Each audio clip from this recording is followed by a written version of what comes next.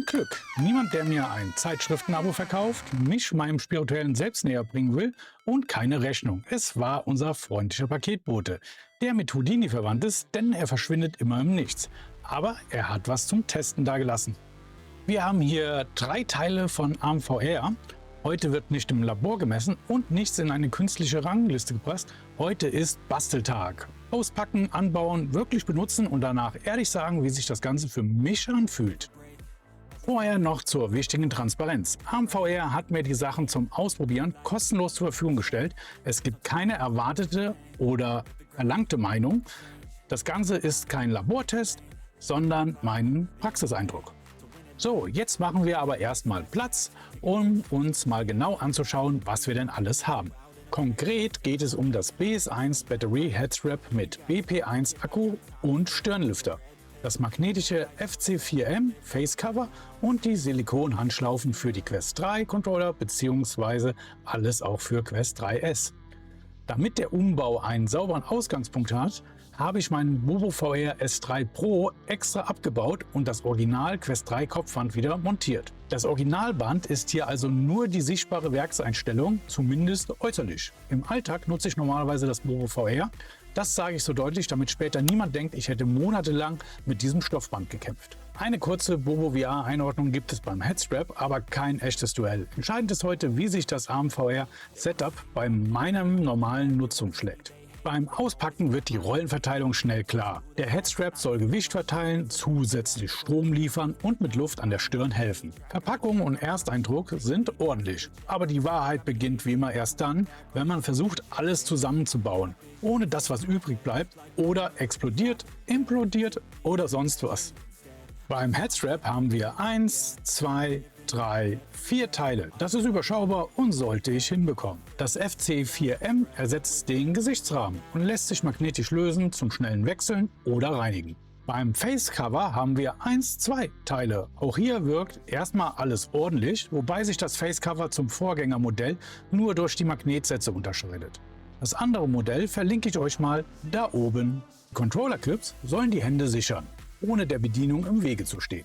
Die Handschlaufen bestehen aus 1, 2, 3, 4 Teilen plus Ersatzlaschen, um die Batterie einfacher herauszubekommen. Bevor das Originalband jetzt herunterkommt, wiege ich noch kurz die Quest, um zu sehen, wie schwer sie in ihrem jetzigen Zustand ist. Und Trommelwirbel, die Quest wiegt 546 Gramm. Das soll jetzt kein fester Wert sein, sondern dient mir lediglich als Referenz, um später zu gucken, um wie viel Gewicht sie dann zugenommen hat. Montageuhr an. Ich verwende bewusst meine erste Montage und nicht den zweiten Versuch mit 25 Proben. Zuerst kommt das Originalband herunter. Dann werden die seitlichen Aufnahmen des BS1 aufgeschoben, dann die, ich nenne sie mal Hörnchen, eingerastet, der USB-Stecker rein in die Buchse geführt und zum Schluss der Akku angesteckt. Ich liebe ja sowas.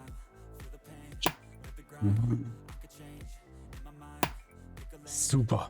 Jetzt kommt das FC4M Facecover dran.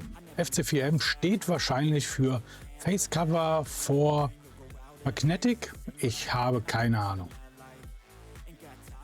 Für das Facecover müssen wir nur mit etwas Nachdruck am alten ziehen und schon können wir das neue einsetzen. Das hatte die Pico 4 mit dem magnetischen Verschluss etwas besser gelöst als die Quest. Aber auch bei diesem Facecover können wir mit Magneten spielen, und zwar beim Gesichtspolster. So soll ein schneller Wechsel möglich sein oder zum Reinigen einfach abnehmen.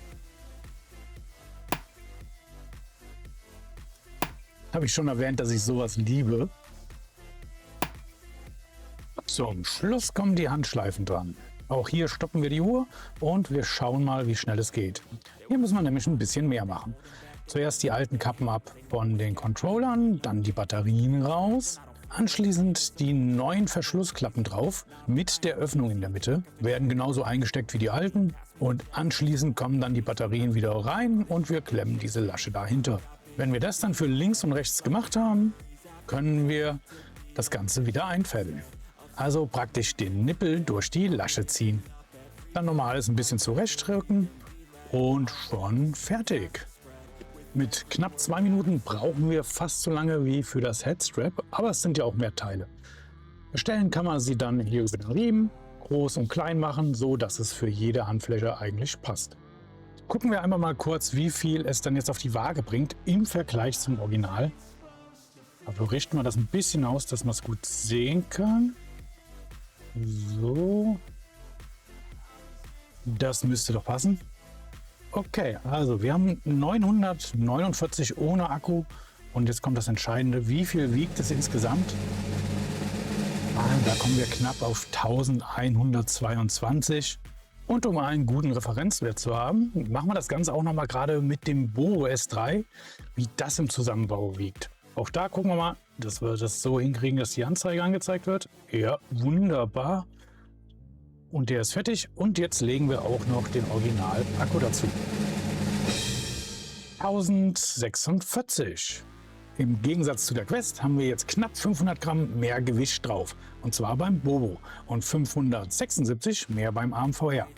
Das sind kleine Unterschiede untereinander von den beiden Headstraps. Die fallen wegen der Gewichtsverteilung und wenn es gut ausbalanciert ist, nicht ins Gewicht. Kleines Wortspiel. Jetzt haben wir alles komplett und wir werden es jetzt im Echteinsatz testen. Und zwar mit Schweiß, Blut und vielleicht mit Tränen. Es werden Würfel geteilt, Monster geteilt und geswingt. Das Ganze mache ich ungefähr 45 Minuten und das sollte für so einen ersten Praxistest reichen. Dann nochmal ein letzter Test für die Handschlaufen und zwar der ultimative. Nochmal einen Trommelwirbel.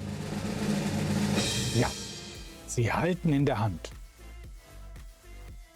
Und zur Beruhigung aller, es wurden keine Fernseher, keine Monitore und keine Stehlampe für dieses Video verletzt.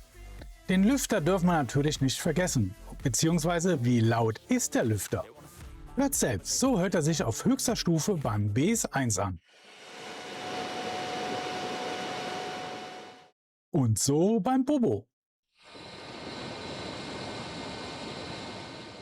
Einen wirklich störenden Unterschied merke ich nicht und beim Spielen nehme ich beide nicht mehr wahr. Es gibt aber ein Geräusch, welches ich zwar beim Spielen ebenfalls nicht höre, aber das beim Bobo gar nicht vorhanden ist. Beim BS1 gibt es ein leicht surrendes Geräusch vom Akku, wenn das Headset voll oder fast voll ist und dann etwas Last holt.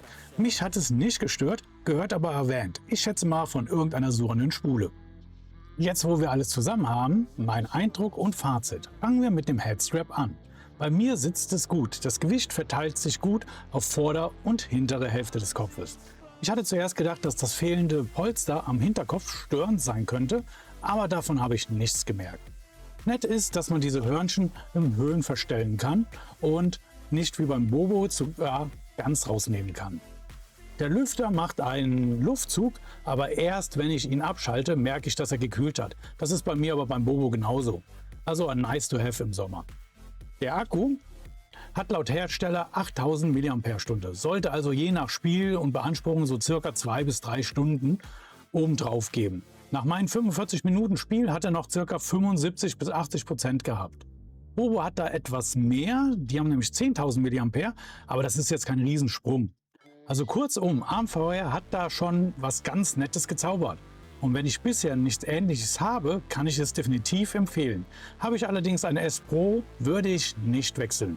Stände ich jetzt nochmal vor der Entscheidung, wäre es bei mir ganz klar der Preis. Denn beide nehmen sich nicht viel. Das Facecover macht seinen Job. Es sitzt bequem, fühlt sich angenehm auf der Haut an und es beschlägt nichts. Und der Magnetwechsel des Polsters ist eine coole Idee. Auch die Abstandsverstellung ist super. Und das nicht nur für Brillenträger. Meines Erachtens ist so ein Facecover ein Must-Have für den Komfort. Dabei ist egal, ob dieses oder ein anderes Facecover von AMVR. Bisher haben alle bei mir immer einen Top-Job gemacht.